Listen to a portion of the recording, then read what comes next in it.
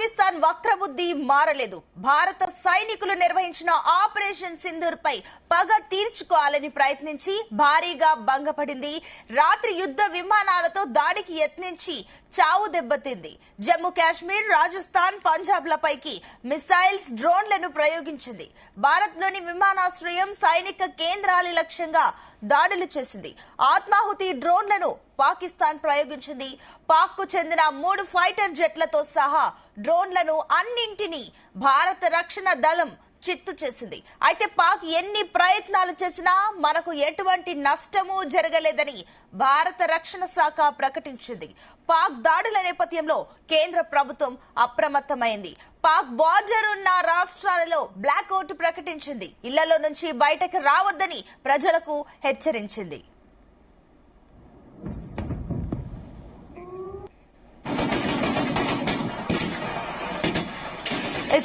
పాకిస్తాన్ వక్రబుద్ధి మారలేదు. భారత సైనికులు నిర్వహించిన ఆపరేషన్ సింధూర్ పై పగ తీర్చుకోవాలని ప్రయత్నించి భారీగా భంగపడింది పాకిస్తాన్. దీనికి సంబంధించి మరిన్ని డీటెయిల్స్ మా కరెస్పాండెంట్ శ్రీచరణ్ అందిస్తారు.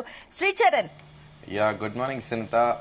పాకిస్తాన్ కి నిన్న నైట్ మేర్ అనే చెప్పుకోవాలి. నిన్న రాత్రి అలాగే ఒక కాళ్ళ రాత్రి పాకిస్తాన్ చూసిందని కూడా మనం చాలా క్లియర్ గా చెప్పుకోవచ్చు సునీత.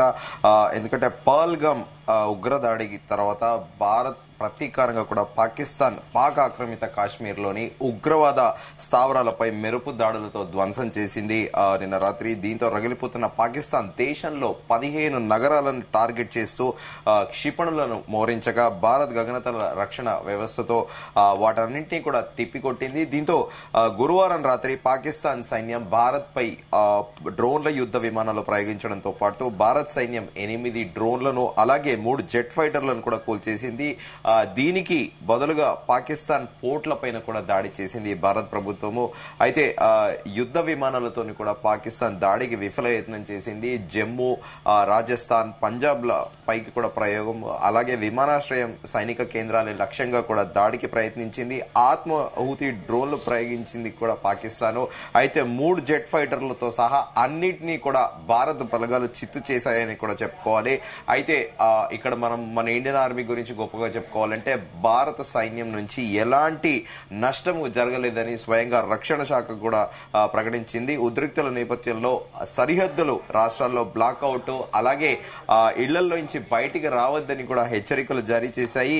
ఇక మరోవైపు పాకిస్తాన్ కి ఎట్ ఏ టైం 2 అటాక్లు ఇటు ఇండియన్ ఆర్మీ నుంచి అలాగే BLA బలూచ్ లిబరేషన్ ఆర్మీ నుంచి కూడా బలూచిస్తాన్ లిబరేషన్ ఆర్మీ నుంచి కూడా వరుస పెట్టి దాడులు జరుగుతున్నాయి. నిన్న క్వెట్టా అనే ప్రాంతాన్ని మేము స్వాధీనం చేసుకున్నదని BLA ఆర్మీ ప్రకటించడం కూడా గమనార్హము. సో ఒక రకంగా చెప్పాలంటే ముప్పేట దాడి పాకిస్తాన్ పైన జరుగుతుందని కూడా చెప్పుకోవాలి. పాకిస్తాన్ లోని స్వదేశంలోని బలూచిస్తాన్ వేర్పాటువాదులు షాక్ల మీద షాక్లు ఇస్తున్నారు. పాకిస్తాన్ సైనికులపై వరుస దాడులతో కూడా హడతలు ఎత్తిస్తున్నారు. నిన్న కూడా దాదాపు 6 ప్లేసెస్ లో 6 దాడులు చేసింది బలోచ్ లిబరేషన్ ఆర్మీ. సైనికులు ఆయుధాలు అలాగే ఆహార ట్రక్కులను కూడా పేల్చేశారు. అలాగే ప్రజలెవరు కూడా పాకిస్తాన్ సైనికులకు సహకరించవద్దని కూడా వాళ్ళు BLA ఆర్మీ కూడా సూచించాయి. ఇంకా మనము నిన్న ఓవరాల్ గా ఏం జరిగింది అనేది కూడా ఒకసారి చర్చించుకుందాము. 3 పాకిస్తాన్ యుద్ధ విమానాలని మన గగనతల రక్షణ వ్యవస్థ పూర్తిగా కూడా ధ్వంసం చేసింది. భారత్ లోని సైనిక స్థావరాల పైన కూడా పాకిస్తాన్ దాడికి ప్రయత్నించింది. పాకిస్తాన్ కు మన భారత సైన్యం చావు దెబ్బ కొట్టిందని చెప్పుకోవాలి. పంజాబ్ సరిహద్దుల్లోంచి అమెరికా నుంచి దిగుమతి చేసుకున్న F-16 జెట్ ఫైటర్స్ ని యుద్ధ విమానంతో అలాగే 2 జెట్ ఫైటర్లను JS-17 జెట్ ఫైటర్లను కూడా భారత్ వాయుసేన కూల్చేసింది. ఇదే సమయంలో దాయది గగనతల రక్షణ వ్యవస్థను కూడా పూర్తిగా నిర్వీర్యం చేసిందని కూడా చెప్పుకోవాలి. ఇదే కాకుండా ఆశ్చర్యకరంగా మాజీ ప్రధాని ఇమ్రాన్ ఖాన్ మద్దతుదారులు రోడ్లపైకి వచ్చి భారత్ తో కయ్యానికి కాలు దిగుతున్న పాకిస్తాన్ సొంత దేశంలోనే తీవ్ర వ్యతిరేకత ఎదుర్కొంటుంది. మాజీ ప్రధాని ఇమ్రాన్ ఖాన్ పార్టీ PTI మద్దతుదారులు రోడ్లపైకి వచ్చి ప్రభుత్వానికి వ్యతిరేకంగా ర్యాలీలు చేశారు. భారత్ తో యుద్ధాన్ని ఆపి తక్షణమే ఇమ్రాన్ ఖాన్ ని విడుదల చేయాలని కూడా డిమాండ్ చేశారు. ఇంకా కరాచీ పోర్ట్ గురించి నిన్న రాత్రి కూడా చర్చించుకున్నాం మనము. కరాచీ పోర్ట్ ని భారత్ నేవీ పూర్తిగా ధ్వంసం చేసిందని కూడా చెప్పుకోవాలి. అలాగే జమ్మూ కాశ్మీర్ లో కూడా ఇంటర్నెట్ ఆపివేశారు.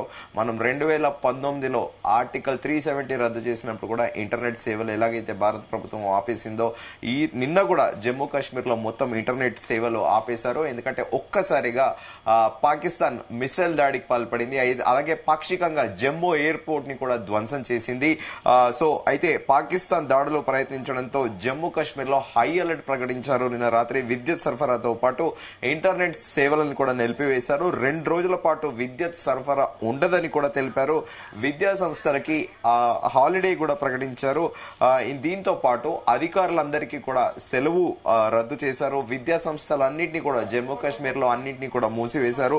దేశవ్యాప్తంగా పలు రాష్ట్రాల్లో అధికారులకు సెలవులు రద్దు చేశాయి. రాష్ట్ర ప్రభుత్వాలు కూడా విద్యా సంస్థలకు సెలవులు ప్రకటించాయి. అయితే రాజధాని ఢిల్లీలో ప్రముఖ ప్రదేశాలని వెళ్లడానికి కూడా నిషేధించారు. నిన్న కూడా మనం చూసుకుంటే ఇండియా గేట్ ని కూడా మూసేశారు. ఢిల్లీ దేశ రాజధాని హై అలర్ట్ లో ఉంది. దేశ రాజధానితో పాటు భారతదేశంలో కొన్ని మెట్రో నగరాలకు కూడా హై అలర్ట్ జారీ చేశాయి. కేంద్ర ఇంటెలిజెన్స్ విభాగము ఆయా రాష్ట్రాల ఇంటెలిజెన్స్ విభాగానికి కూడా అలర్ట్ ప్రకటించాయి. మెట్రో సిటీస్ లలో కొన్ని హై అలర్ట్ లో ఉన్న పరిస్థితి కూడా నెలకొని ఉంది.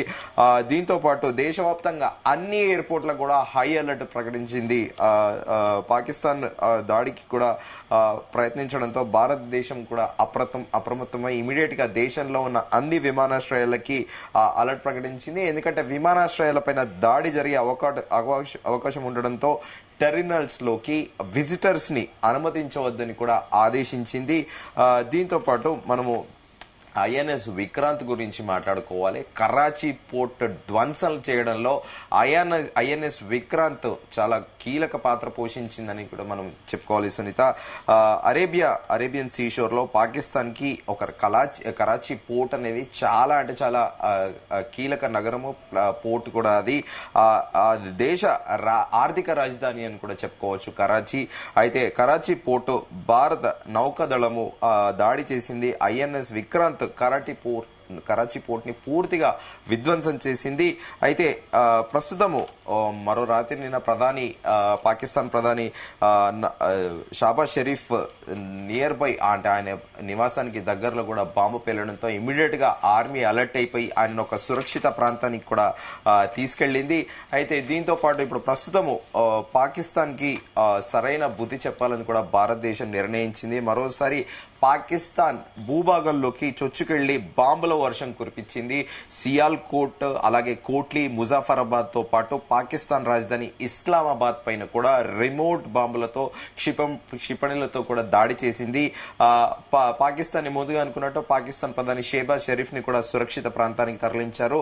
అయితే ముఖ్యంగా టార్గెట్ ఏంటంటే పాకిస్తాన్ సైనిక స్థావరాలు, అలాగే టెర్రరిస్ట్ క్యాంపులు, దీంతో పాటు ఆర్థిక వ్యవస్థలే లక్ష్యంగా కూడా దాడి చేశాయి భారత్ బలగాలు. పాకిస్తాన్ తోకజాడించడంతో భారత్ సైన్యం పూర్తి స్థాయిలో కూడా దాడికి దిగింది. ఆ దేశానికి చెందిన డ్రోన్లు, యుద్ధ విమానాలను, క్షిపణులను పూర్తిగా కూల్చేసింది. అనంతరం పాకిస్తాన్ లోని సైనిక స్థావరాలు, ఆర్థిక వ్యవస్థలను టార్గెట్ చేసి పాకిస్తాన్ ఆర్థిక రాజధాని కరాచీ పోర్ట్ పైన కూడా నేవీ స్ట్రైక్స్ చేసిందని కూడా చెప్పాలి. ఎందుకంటే 50 years తర్వాత ఈ దాడి అనేది జరిగిందని చెప్పుకోవాలి. పాకిస్తాన్ కరాచీ పోర్ట్ పైన 50 ఏళ్ల తర్వాత బ్లాక్అవుట్ అనేది కూడా చెప్పుకోవాలి. మొత్తానికి పాకిస్తాన్ దాడులను మాత్రం భారతదేశ వాయుసేన, అలాగే ఆర్మీ, దీంతో పాటు నౌకాదళము సమర్థవంతంగా తిప్పికొట్టాయని కూడా చెప్పాలి. దాయాది డ్రోన్లు, క్షిపణులు, యుద్ధ విమానాలను కూడా కూల్చివేసింది. పాకిస్తాన్ దాడి నేపథ్యంలో విద్యుత్ సరఫరాను కూడా నిలిపివేశారు. 1971లో బంగ్లాదేశ్ యుద్ధం తర్వాత భారత్ లో బ్లాక్అవుట్ ఏర్పడిందని కూడా చెప్పుకోవాలి మనము. మరోసారి కూడా పాకిస్తాన్ ఉగ్ర స్థావరాలపైన కూడా భారత్ దాడి చేసింది. ఆపరేషన్ సింధూర్ తో పాకిస్తాన్ భూభాగంలోని పిఓకేలో ఉన్న ఉగ్రస్థావరాలపై దాడి చేయడాన్ని జీర్ణించుకోలేకపోతుంది. పాకిస్తాన్ రెచ్చగొట్టేలా కూడా భారత్ పైకి ప్రతిదాడికి ప్రయత్నించింది. దీంతో భారత్ సైన్యము మరోసారి ఉగ్రవాద శిబిరాల్ని లక్ష్యంగా చేసుకుంది. ఈసారి కొత్తగా ముర్రేపై కూడా దాడి చేసింది భారత బలగాలు.